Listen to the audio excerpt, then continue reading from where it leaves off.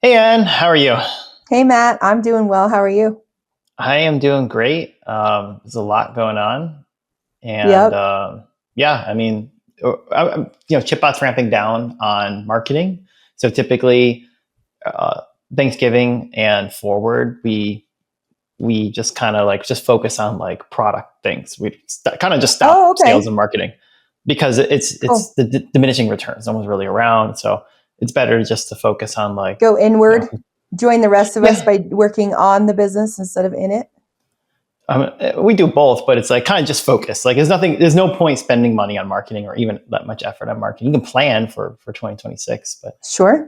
it's more like, we got bugs to fix, customers there's customers that might be waiting on some features that, hey, we can finish it up, a little bit faster now. Yeah. So Would it's you like, say it's just you shifting said gears a little something? bit. Features. Would you say you're more of in a product management position right now in your company, I'm a enhancing the product? CEO of the company.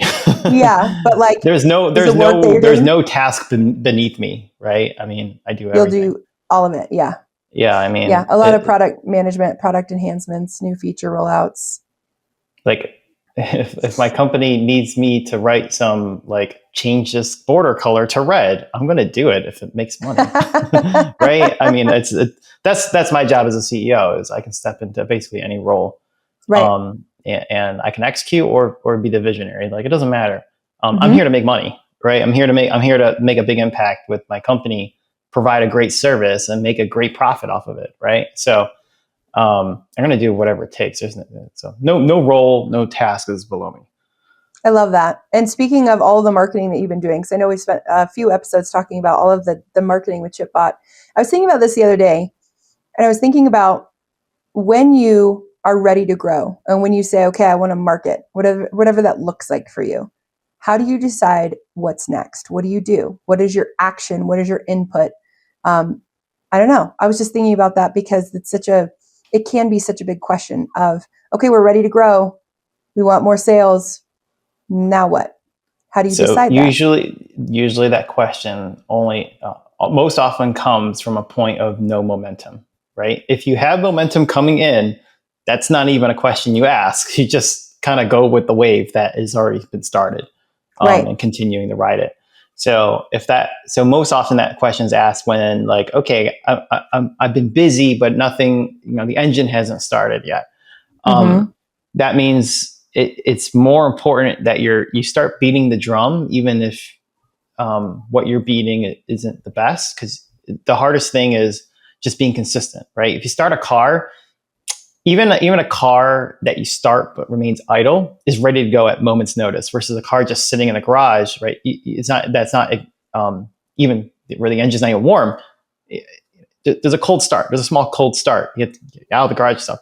So when it comes to like just getting started, I want to grow. I think the first Mm-hmm. thing is like, what's your plan? It's not like a big detailed plan, but like what channels are you targeting and how are you going to get started right now? It Mm-hmm. actually, you can't control how many sales you're going to get.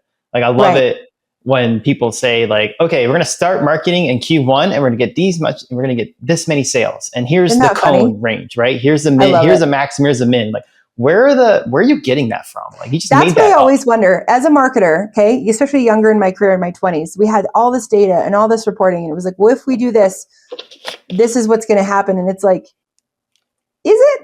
Like where and how? And is that off of company performance? Is that in the past and everything has changed and now there's new gadgets and there's new tools and there's new things to do? And I don't know. I've always been skeptical of that, of, you know, you could do a lot of A/B testing. Um, but it was There's nothing to A/B fascinating. test if you don't have volume, right? A/B testing is an Right. optimization thing, right? So you can't Right. even. That's like way, way later down the road. Oh, okay. What do you mean by that? Okay, say you start a new campaign now. You don't have any sales. You don't have any traction. You don't have anything. You're starting from zero. Hmm. What are you really A/B testing? You're going to A/B Well, you test could test the it. concept. You could test the style of communication and marketing. You could test the phrase and the language that you use or the creative. I can create really great campaigns that get tons of views and engagements, but don't equate to revenue. And then the opposite side, I can create really shitty campaigns that do get revenue. There's and your test. and revenue doesn't come until way later, right? Like So are you sometimes you measuring start, the success of an A/B test based off of revenue? depends. If you, so this is where like things don't make sense. Oh, okay, you can do this really great campaign, got tons of engagement, but it didn't lead to revenue. So in the So you're marketer's stuck. eyes, you either Yeah. no, well, you either double down and fix the funnel if it's fixable in the first place, because if you're targeting, you might be targeting the wrong audience, right? There's a lot of wrong problems there. Yeah. Or you have to pivot to something that's more realistic where you can get some sales out of the campaign. It's impossible to A/B test because the things are not, the flywheel is not complete. So like I would argue like, okay, if you're revenue focused and you have, we'll say 100 conversions and the conversion means revenue, then you can, and you have maybe one or two sources of attribution that are covering 90% of that revenue. Then you can A/B test one of those, right? And you would A/B test probably something at the bottom of funnel, because top of funnel is such throwaway content. Like I can't imagine A/B testing unless you're like a large brand where you have so much volume, it's measurable. Small businesses is like top of funnel is like the second you post it, it's dead by the next day. You can do top of It's funnel true. like ads, but like a lot of that it gets skipped. It's BS. A lot of it's also part of like right time, right message, stuff like that. It's like it's less things A/B tests. It's more realistic A/B tests as you get closer to the bottom of the funnel, because those are easier to optimize, and the variables that you're changing aren't too different, right? It's like, okay, they're bottom of funnel, they're already interested in buying, and you're just testing to see if could they convert a little faster. Versus if you A/B test at the top of funnel, there's like so many variables you can't control. There could just be like AWS could be, or there could just be like a big event, right? AWS, I was going to say AWS outage, but that might be a little too dramatic. But like maybe there's like a big news event, right? Yeah. And it just impacts your campaign.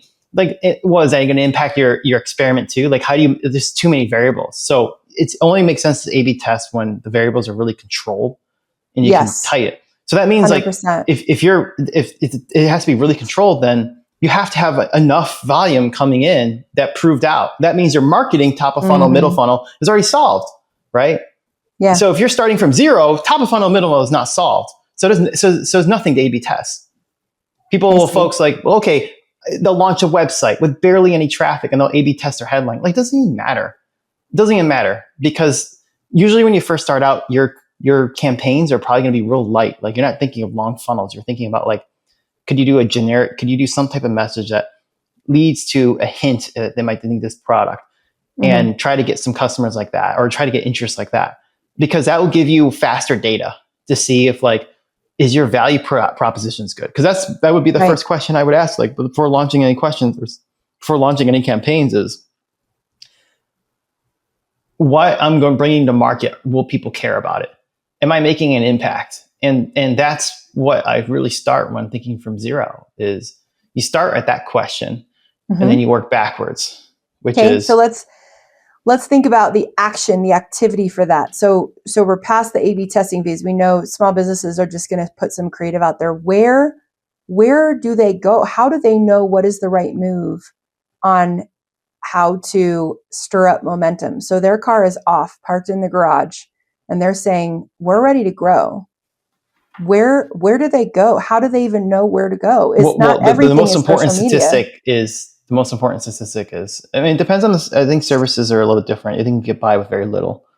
So I'm going to come from a product end, because I think services are way easier. Product end, about 90% of the marketing ideas are going to fail. So you have to come in with that first. It means 90% of the time your car won't start. How do you know that? Where's the 90% coming from?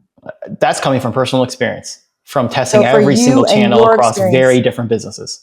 90% of product marketing that you attempted failed. Yeah. Especially from zero, going from zero. Really? Maybe even 95. Like, it's pretty high. How long do you let some marketing go before you realize it's failing and you stop? A few weeks. How long? A few weeks. A few weeks. Okay. Yeah. If you let it simmer down. How did you get to that? Where does a few weeks come from? Well, if you think about stirring the pot, you're not stirring the pot with SEO. You're not stirring the pot with organic content. You're not stirring the pot with any of that, because that all takes time to grow, right? So that's not stirring the pot marketing. That is just like table stakes. That's we're here. Hi. That's just you showing up. You showing up with like 2 views. That's what that is. But you have to do it. Like you have to do it. You have to do it. So what stirs the pot? It's always going to be paid. It's going to type guerrilla marketing, paid marketing, whatever type of way to break the noise. Sometimes, if for folks who are really creative, their creativity is what breaks it. But getting creative ideas that are free are actually like don't cost anything. They're not free, but they don't cost anything from like it's not like an ad or anything. Those take a lot of time to make. It's hard to do like a really good creative like in a short amount of time. Yeah. So that takes time too. That's not you can't rush that in a cold start. So if you need a cold start and you got to go fast now, you got to stir the pot now, it's going to be paid. It's going to be some type of a combination of like, it could be an ad.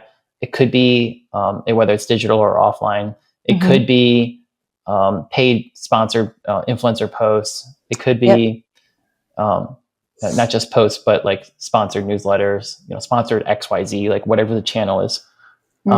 There's like, it's going to be affiliate partnerships. It could be paid affiliate partnerships too slow.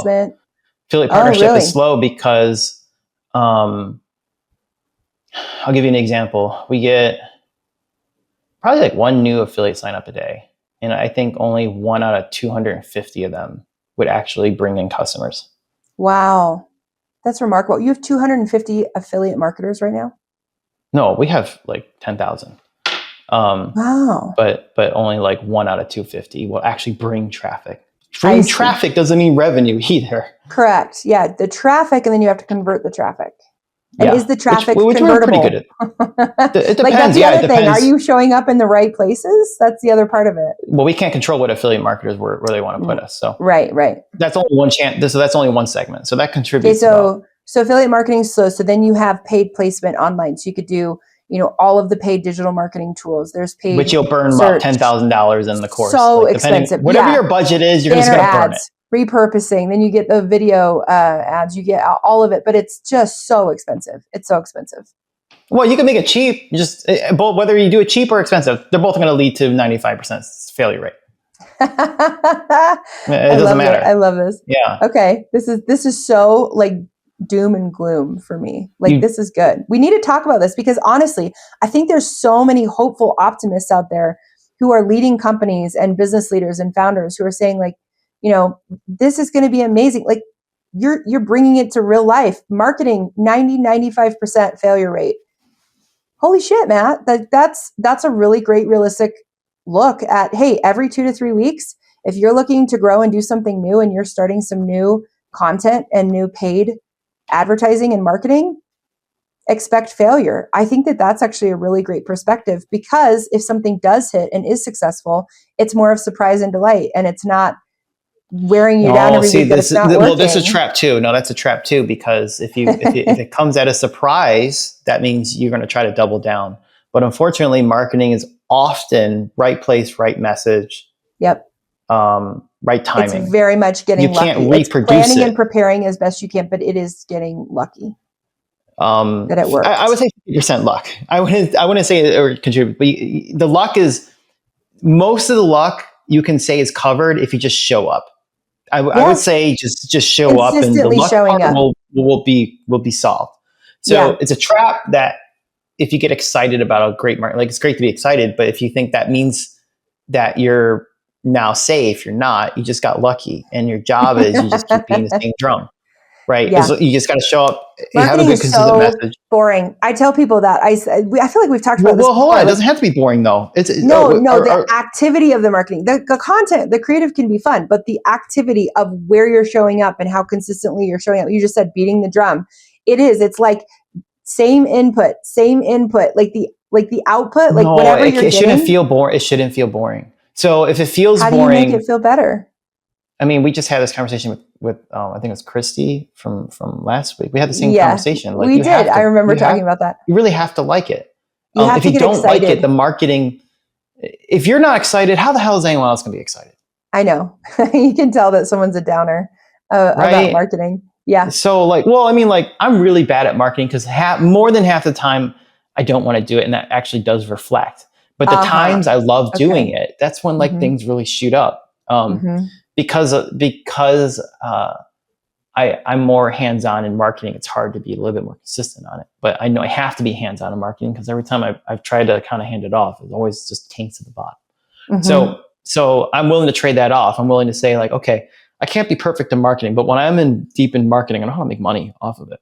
Yeah, of course. And yet you have to be excited about it. You have to be, I have a balanced approach. Okay, everything's going to fail. Great. There's no such thing as failure or success. And just take it away. It's very simple. All you have to do is just take that away and just focus on the variables that you control, which is the content you produce, the people that might be interested in consuming that content, and the flow where they can find more about you and maybe potentially become a lead or a customer.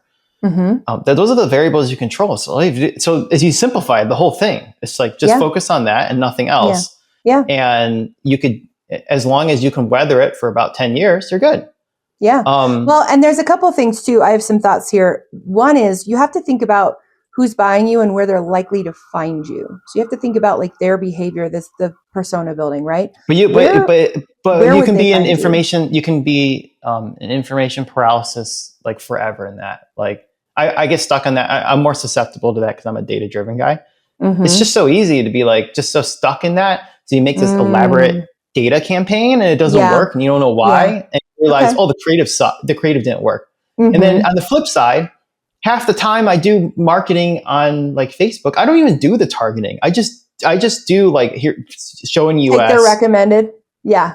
Whoa, do nothing. If you don't even do recommended, just have a good creative because the algorithm will optimize against the conversions. Yeah, that's true. Right. So all you have to do is just ship a good creative and it'll find the right people eventually. I want to ask you this, Matt, what makes a great creative? I'm going to respond with two things I want to hear from you. I think what makes great marketing, whatever the messaging and creative is for marketing, whatever the marketing is, wherever you put it, it's two things. One, it's really authentically who you are, like the people behind the brand. I really think that is very powerful right now.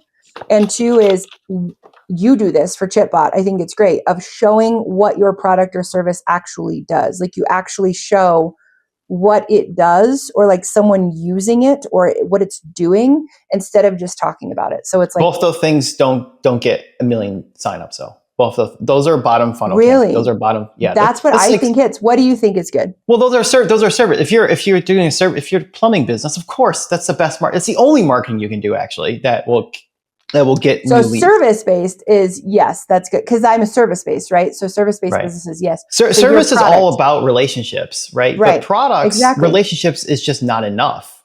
That only gets you to base, like not even baseline. That just gets you to like part of the marketing engine. Like you have to be able to relate, create emotion, and be memorable. Like those are like the top three things. It doesn't matter what the creative, how you do it. It doesn't matter if it's human. It doesn't matter if it's cartoon. It doesn't matter. Those are like top three things. There has to be something relatable. It needs to trigger some type of emotion. And this is top of funnel only. It needs to trigger some type of emotion. And it has to be memorable. So you can do so recall becomes easier, regardless if that brand does additional marketing or not. Right? You have to have all three things. Yeah. And that's really hard to do as a startup, even as a startup, like even for ChipBot, those are three criteria that are really hard to hit because they require a lot of touch points and we just don't have the budget to do a lot of touch points. Yeah. So it's like, So what's great creative in your perspective? What makes great creative for product? Well, as I mentioned, like the idea space is infinite. Like as long as you do those three things, like you can come up with any idea. It could be like, it could be something generated with AI slop. If you put it together in the right way, you can make something memorable. It doesn't matter. I will tell you this, and we can end here. I was going to wrap this up by saying, I was doing on our Fix and Form Instagram page, okay, our feed. We were messing around. You remember with Sora AI, and we were doing content generation with AI, and it was so fun. And I just wanted to see what it would do. And some of them are so stupid, right? And some of them are kind of fun. And I will say that is some of my highest viewed content so far on the grid of like the AI generated, which is using my avatar. So it's still people first, right? Human centered. but it's all generated with AI. So it was fascinating to me. I'm doing it as a little test. I just wanted to see how it would perform. Yeah, I think as long as you have a great idea, that's the real takeaway. All the I little agree with that. mechanics and attribution, like it doesn't. Yeah, AI, you, studio time, whatever. It's the idea that counts. Cool. Well, this was a fun conversation today, Matt. I enjoyed challenging both perspectives of. I don't know if we answered the cold start problem, but maybe we at least added an idea. Give some ideas. You have to have a good idea. At least starts there. Yeah, have to have a good idea. And ideas stem from conversation. So talk to someone about it. Yeah, that's what you got to do. Go tell someone about it. Maybe that's the answer. Okay, you want to grow? Go talk to someone about it, and then you'll start ideating. It all starts with one. Starts with one. Cool. Awesome. Thanks, Matt. Thanks, Ann. Good chat today.